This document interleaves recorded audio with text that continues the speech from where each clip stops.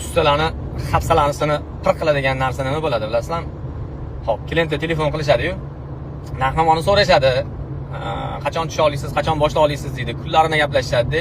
Bo'ldi, meni joyim bor edi. Kelib ko'rib tepasida bitta gaplashamiz deb aytishadi.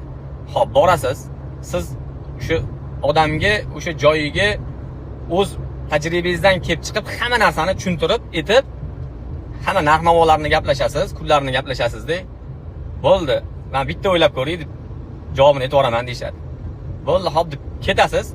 Ketganingizdan keyin u odam boshqa arzonroqda gaplashadi-da. Bo'ldi, sizdan o'sha olgan maslahatlarini urug' bo'ldi-da unga.